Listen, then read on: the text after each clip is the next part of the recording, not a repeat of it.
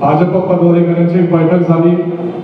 ती बैठक संपल्याच्या नंतर दुसरी बैठक ओबीसी समाजातील प्रमुख नेत्यांसोबत झाली आणि काही वेळानंतर ताई आपल्या सर्वांशी संवाद साधणार आहेत। या प्रसंगी पुण्याचे महापौर मुरलीधरजी मोहोळ हे उपस्थित आहेत। ओबीसी मोर्चाचे प्रदेशाचे अध्यक्ष योगेश अण्णा टिळके उपस्थित आहेत। योगेशजी पिंगळे उपस्थित आहेत। गणेशजी घोष, राजेशजी यनपुरे, दत्ताभाऊ खाडे, शहराचे सर्व पदाधिकारी, दीपकजी नागपुरे आहेत, संदीपजी लोणकर आहेत, सर्व पदाधिकारी उपस्थित आहेत। मी शहर भाजपच्या वतीनं पंकजाताईंचं पुण्यामध्ये स्वागत करतो। ओबीसी समाजाला आरक्षण मिळवून देण्यासाठी भाजप पुणे पूर्णपणे ऍक्टिव्ह राहील। येत्या 26 तारखेच्या आंदोलनामध्ये मोठ्या पद्धतीने आंदोलन करण्यात येईल। आम्ही ताईंना विश्वास देतो। योगेश अण्णांना विनंती करतो आपण संवाद साधावा। नमस्कार मित्रांनो, आज या राज्याच्या माजी मंत्री आणि भारतीय जनता पक्षाच्या राष्ट्रीय सचिव लोकनेत्या पंकजाताई मुंडे यांची पुण्यामध्ये भारतीय जनता पक्षाची बैठक होती आणि आजच्या या पत्रकार परिषदेच्या निमित्तानं उपस्थित असलेल्या शहराचे भारतीय जनता पक्षाचे अध्यक्ष माजी आमदार जगदीश चिमळे, या शहराचे प्रथम नागरिक महापौर मुरलीधर मोहोळ, आमचे माजी आमदार रामभाऊ बनसोडे साहेब, शहराचे सर्व सरचिटणीस नगरसेवक दीपकजी कोटे, गणेशजी घोष, दीपक नागपुरे, राजेश यनपुरे, आमचे ओबीसी मोर्चाचे अध्यक्ष योगेश पिंगळे, धनंजय जाधव, उपस्थित सर्व पत्रकार बंधू, आपल्या सर्वांना माहिती आहे की गेल्या 1.5 वर्षामध्ये राज्य सरकारच्या नाकर्तेपणामुळे 40 वर्षाच्या संघर्षानंतर फडणवीस सरकारनं दिलेलं मराठा समाजाचं आरक्षण रद्द झालं। या सरकारच्या नाकर्तेपणामुळे सरकारच्या नोकऱ्यांमध्ये असलेलं SC आणि STचं पदोन्नतीचं आरक्षण रद्द झालं आणि या महाविकास आघाडीच्या नाकर्तेपणामुळे 52% ओबीसी समाजाचं राजकीय आरक्षण रद्द झालं। म्हणजे महाराष्ट्रातल्या सर्व वर्गाचा विश्वासघात या राज्य सरकारने केला आणि म्हणून ज्या राजकीय आरक्षणामुळे ओबीसी समाज या राज्याच्या विकासाच्या मुख्य प्रवाहामध्ये येत होता, तेच राजकीय आरक्षण या सरकारच्या नाकर्तेपणामुळे गेलं आणि म्हणून 4 मार्चला ज्यावेळेस सुप्रीम कोर्टाने हा निर्णय दिला, त्याच वेळेस भारतीय जनता पक्षाचे विरोधी पक्षनेते आदरणीय देवेंद्र फडणवीस साहेबांनी सभागृहामध्ये या सरकारला सांगितलं होतं की आपण लवकरात लवकर मागासवर्गीय आयोग नेमावा, इम्पिरिकल डाटा गोळा करावा आणि या निकालाच्या विरोधामध्ये सुप्रीम कोर्टामध्ये फेरविचार याचिका दाखल करावी। त्याच वेळेला ओबीसी मोर्चाच्या वतीनं मंत्रालयामध्ये अधिवेशनाच्या शेवटच्या दिवशी ओबीसी समाजाचा आक्रोश आंदोलन आम्ही घेतलं आणि दुर्दैवानं त्यानंतर या सरकारनं फेरविचार याचिका दाखल केली आणि एका साध्या अफिडेव्हिटचं सादर सुप्रीम कोर्टामध्ये केल्यानं 27 मेला आरक्षण फेरविचार याचिका फेटाळली गेली आणि या समाजाचं पुन्हा एकदा आरक्षण रद्द झालं। या 14-15 महिन्याच्या कालावधीमध्ये सरकारमध्ये असलेले ओबीसी मंत्री सन्माननीय विजय वडेट्टीवार आणि दुसरे ओबीसी मंत्री छगन भुजबळ साहेब या आरक्षणाच्या सुप्रीम कोर्टाच्या बाजू विषयामध्ये गांभीर्य प्रदर्शन न देता मोर्चाची नौटंकी करत असताना दुसरीकडे सुप्रीम कोर्टामध्ये ओबीसीचं आरक्षण रद्द झालं आणि मग या सरकारच्या नाकर्त्यामुळे कारपणामुळे हे आरक्षण रद्द झाल्यामुळे या महानौटंकी सरकारच्या विरोधामध्ये ओबीसी सर्व नेते भारतीय जनता पक्ष 26 तारखेला चक्काजाम आंदोलन करणार आहेत. त्या निमित्तानं महाराष्ट्रातले सर्व ओबीसी नेते राज्यातल्या 36 जिल्ह्यामध्ये प्रवास करतायत आणि आज प्रवास आमच्या नेत्या पंकजताई मुंडे यांचा पुणे शहरामध्ये होतोय. यानंतर पिंपरी चिंचवडमध्ये आणि पुणे ग्रामीणमध्ये होणार आहे. या निमित्तानं 26 तारखेच्या चक्काजाम आंदोलनाची दिशा आणि रणनीती आम्ही ठरवतो. आमच्या सन्मानाचं आरक्षणाची लढाई भारतीय जनता पक्ष ओबीसीच्या बाजूने उभं राहून या ठिकाणी लढत आहे आणि त्या निमित्ताची ही आजची पत्रकार परिषद आहे. मी आदरणीय पंकजताई मुंडे यांना विनंती करतो की या विषयातलं मार्गदर्शन आपण करावं. नमस्कार. आज पुणे शहर मध्ये आमच्या ज्या पदाधिकाऱ्यांची बैठक झाली, विविध ओबीसी संघटनांशी गाठीभेटी झाल्या आणि त्या धर्तीवर इथल्या पत्रकार बांधवांशी आणि मीडियाशी पूर्णपणे संवाद साधण्यासाठी आता ही पत्रकार परिषद आयोजित केलेली आहे. या पत्रकार परिषदेला आलेल्या सर्व इलेक्ट्रॉनिक मीडिया आणि सर्व प्रिंट मीडियाच्या सदस्यांचे प्रतिनिधींचे मी स्वागत करते आणि विनंती करते की जर पत्रकार कोणी आले असतील तर कार्यकर्त्यांनी उठून त्यांना खुर्ची द्यावी आणि त्यांना बसू द्या, कारण आपला कार्यक्रम संपला आता त्यांचा वेळ आहे. सर्वप्रथम मी या पत्रकार परिषदेमधला सर्वात महत्त्वाच्या मुद्द्याला सुरुवात करते. आपल्या सर्वांना माहितीच आहे की 4 मार्च 2021 रोजी अत्यंत खेदजनक आणि संतापजनक अशी घटना घडली. सन्माननीय सर्वोच्च न्यायालयाने जो निर्णय घेतला त्याला सर्वस्वी जबाबदार असणाऱ्या राज्य शासनाच्या नाकर्तेपणामुळे ओबीसीचं राजकीय आरक्षण संपुष्टात आलेलं आहे. सर्वोच्च न्यायालयाने वेळोवेळी संधी देऊन सुद्धा एम्पिरिकल डेटा उपलब्ध न करून देण्यामुळे सर्वोच्च न्यायालयामध्ये हवे ते ॲफिडेव्हिट समाधानकारक कागदपत्र सादर न केल्यामुळे ओबीसीचं राजकीय आरक्षण हे धोक्यामध्ये आलेलं आहे आणि त्याच्यामुळे पूर्ण महाराष्ट्रातून संताप व्यक्त होत आहे. आम्ही विरोधी पक्षनेते देवेंद्र फडणवीस यांच्या समवेत बैठक घेतली. विविध विषयांवर जशी आम्ही पक्ष म्हणून चर्चा करतो आणि त्यावर भूमिका ठरवतो, तसंच ओबीसीच्या राजकीय आरक्षणाच्या विषयावर आम्ही चर्चा केली आणि भूमिका ठरवली की सरकार नवीन होतं, सरकारला संधी देणं, सरकारला काम करण्याची वेळ देणं, या भूमिका आम्ही घेतल्या. पण आता मात्र वेळ देण्याची आवश्यकता नाही. हा वेळ काढूपणा करणाऱ्या सरकारला कुठेतरी जाब विचारण्याची गरज आहे आणि म्हणून येणाऱ्या 26 जून रोजी आम्ही असं ठरवलेलं आहे की भारतीय जनता पार्टी ओबीसीच्या रक्षणार्थ, ओबीसींच्या राजकीय आरक्षणाच्या रक्षणार्थ रस्त्यावर उतरणार आहे. 26 जून हा निर्णय आम्ही घेतला कारण छत्रपती शाहू महाराजांचा त्या दिवशी जन्मदिवस आहे आणि या दिवशी ज्यांनी खरं तर बहुजनांना आरक्षण देण्याची गरज आहे, ओबीसींना आरक्षण देण्याची गरज आहे, ही भूमिकेचा पाया रचिला, त्या छत्रपती शाहू महाराजांच्या जन्मदिवशी हा निर्णय आम्ही घेतलेला आहे. ही सुरुवात आहे. सरकारला जेवढा आवश्यक तेवढा वेळ दिल्यानंतर सरकारने स्वतःला टिकवण्याच्या पलीकडे सामान्य माणसासाठी जर हिताचे निर्णय घेतले नाही तर रस्त्यावर उतरून जाब विचारण्यासाठी एक सक्षम विरोधी पक्ष म्हणून भारतीय जनता पार्टी तयार आहे, हे आम्हाला या माध्यमातून सांगायचं. या ओबीसीच्या आरक्षणाच्या मुद्द्यावर मी स्वतः बोलू शकते कारण मुख्यमंत्री देवेंद्र फडणवीस जी असताना मी ग्रामीण विकास मंत्री होते आणि हा विषय जो आहे तो मी स्वतः हाताळत होते. ओबीसींना काही ठिकाणी 50% वर आरक्षण आहे आणि 50% वर आरक्षण देता येणार नाही आणि त्याबद्दल तिथल्या एम्पिरिकल डाटा सबमिट करण्याच्या संदर्भामध्ये वेळ जी मागायची होती कोर्टामध्ये ती आम्ही मागितलेली होती. 31 जुलै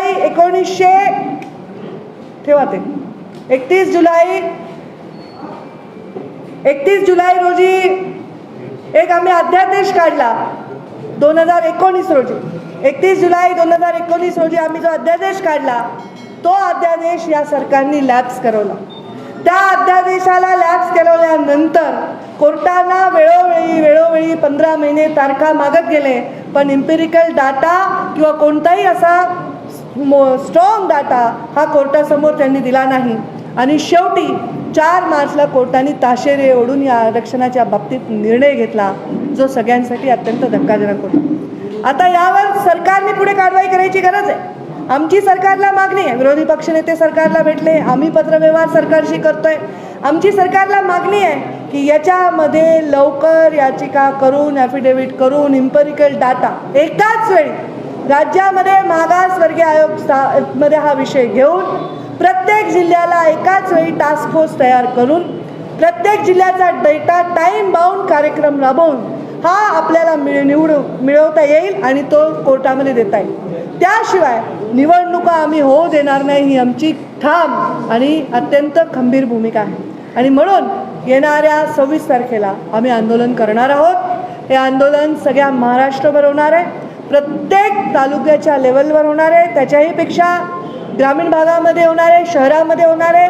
आणि भारतीय जनता पार्टी आपला आवाज हा ओबीसींच्या बाजूनी अत्यंत खंबीरपणे उभा करणार आहे. आता आपल्याला काही प्रश्न विचारायचे, मागे आपले कार्यकर्ते असतील ना तर ते शांत बसा थोडा वेळ. पत्रकारांसमोर आता माझी विनंती की आपण आपला प्रश्न विचारा. राज्य सरकारचं म्हणणं असं की केंद्र सरकार डाटा देत नाहीये, म्हणून आम्हाला कोर्टाने आरक्षण रद्द केलेलं आहे. राज्य सरकारचं हे म्हणणं चूक आहे. राज्य सरकार केंद्र सरकारच्या जनगणनेच्या डेटाकडे बोट दाखवत आहे, पण याचा जनगणनेशी काहीही संबंध नाही.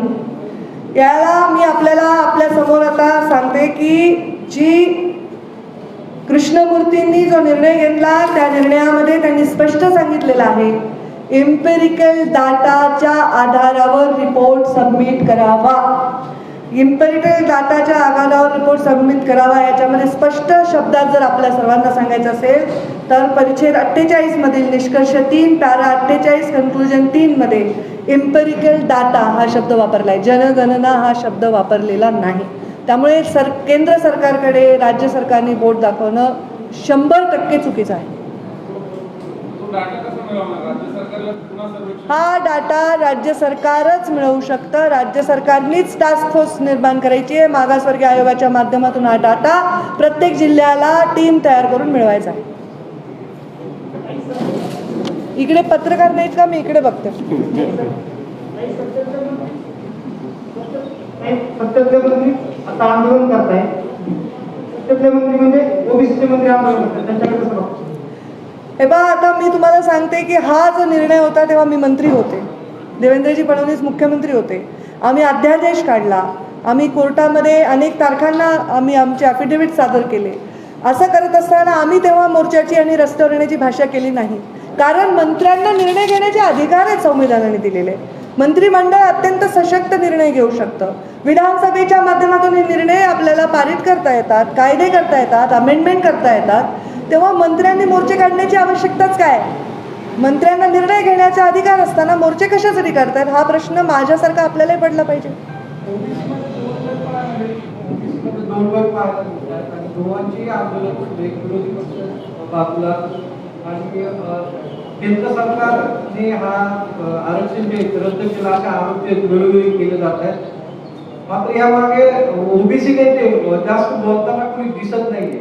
म्हणजे आता तुम्ही पुढे आलात, एक सुरू झाल्यानंतर एक सुरू होतात, वेगवेगळे आंदोलन सुरू आहेत, घोंगडी बैठका सुरू आहेत. नेमकं म्हणजे तुमचं प्रश्न काय? वर्णन मला कळलं, प्रश्न काय? नाही, वर्णन एकच की भाजपनेच 2 गट पाहायला मिळत आहेत. एक घोंगडी बैठक ओबीसीची सुरू आहे, आमदार पडळकर करताय, तुम्ही या साईडला. भारतीय जनता पार्टी ह्यामध्ये कुठलाही गटच नाही. आमदार पडळकर हे आमच्याच नेतृत्वाखाली काम करतात. मी महाराष्ट्र भाजपची कोर कमिटीची सदस्य आहे आणि मी राष्ट्रीय सचिव आहे. आणि हे जे माझ्या इथे बसले तिथे भारतीय जनता पार्टी म्हणून महापौर इथे उपस्थित आहेत, इथले शहराचे अध्यक्ष आहेत, आमचे ओबीसी आघाडीचे अध्यक्ष आहेत, इथले पदाधिकारी आहेत. त्यामुळे जे आंदोलन करतायत त्यांचं स्वागत आहे. जितके आंदोलन होतील आणि ओबीसीला न्याय मिळतील आणि त्याच्यासाठी ओबीसी आंदोलन सशक्त करण्याचं प्रत्येकाचं स्वागत आहे.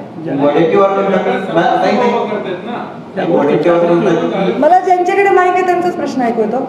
वडेट्टीवार म्हणतात की यामध्ये राजकारण करू नका. 26-27 त्यांनी एक शिबिर पण ठेवलेलं लोणावळ्यात, त्यामध्ये जाणार का तुम्ही? आणि हो, वडवट्टीवारांनी आमच्या जे स्टेटमेंट त्यांनी केलेलं आहे, राजकारण करू नका, माझंही हेच म्हणणं आहे. निर्णय जर सरकारला घ्यायचा अधिकारच आहे तर राजकारण करण्याची आवश्यकता नाही. हा निर्णय कॅबिनेटमध्ये होऊ शकतो, हा निर्णय सरकारी पातळीवर होऊ शकतो. त्यांनी तो लवकर करावा, आम्ही स्वागत करू. आणि 26-27ला त्यांनी जी परिषद ठेवली आहे त्याला मलाही निमंत्रण आहे आणि त्या परिषदेला मी जाणार आहे.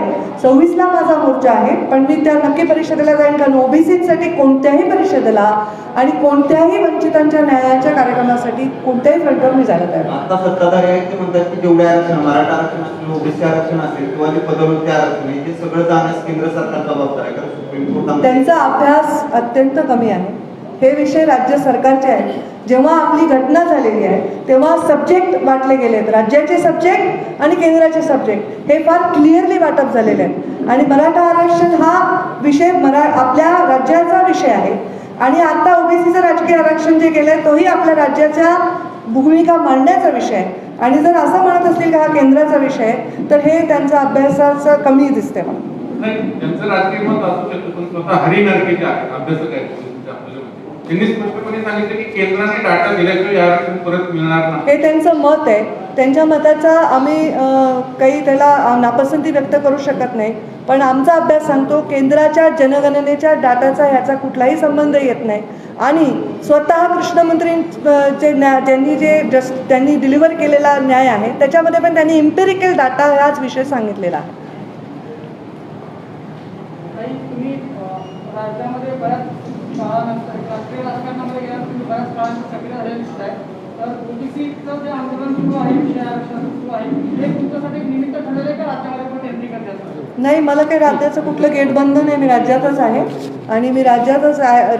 राज्यातून मी केंद्राचं काम करते आणि मी कुठेही माझं बंद नव्हतं काम. कोविडचा फार गंभीर प्रश्न निर्माण झाले होते तेव्हा मी कोविड सेंटर सुरू करून समाजसेवी संस्थांच्या माध्यमातून समाजाची सेवा करण्यामध्ये जास्त मग्न होते आणि तेव्हाही माझं या विषयांवर पूर्ण लक्ष होतं.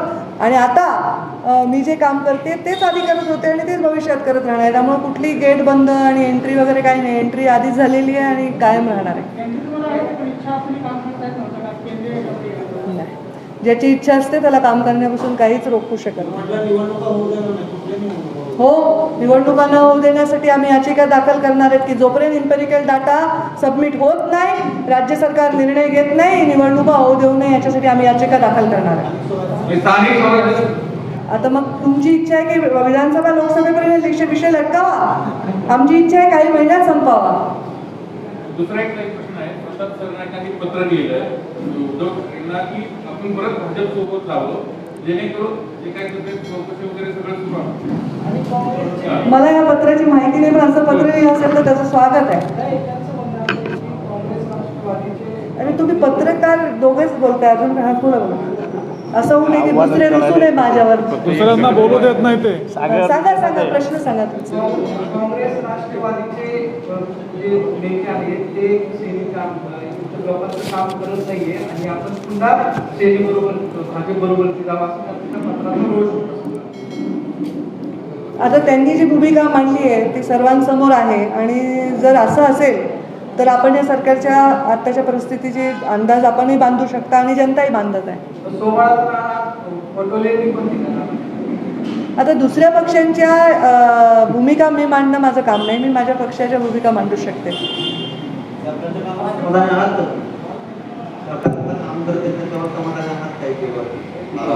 काही ठिकाणी मी जिथे समाधान व्यक्त करायचं तिथे जाहीर केलेलं आहे, पण आताच्या या निर्णयांवर मी प्रचंड असमाधानी आहे. मी म्हटलं ना, काही ठिकाणी काही जिल्ह्यांमध्ये गलथान कारभार झाला आहे, काही जिल्ह्यांमध्ये चांगलंही काम झालं असेल.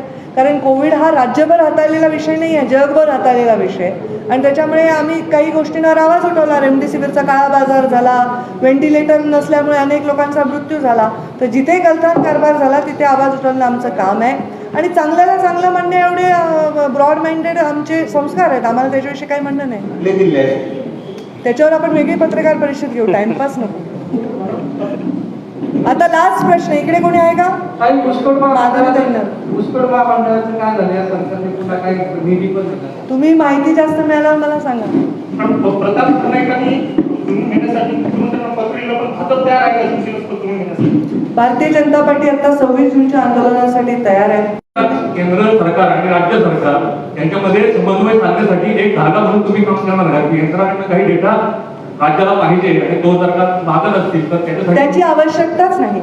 आत्ता जे आहे ते फक्त राज्य सरकारचा विषय आहे आणि त्याची आवश्यकताच नाही. भविष्यात आवश्यकता काही असेल कोणत्याही विषयावर तर मी आहेच ना. आपल्या राज्यासाठी काम करण्यासाठी काही करायला आम्ही त्याच्यासाठीच इथे आहोत.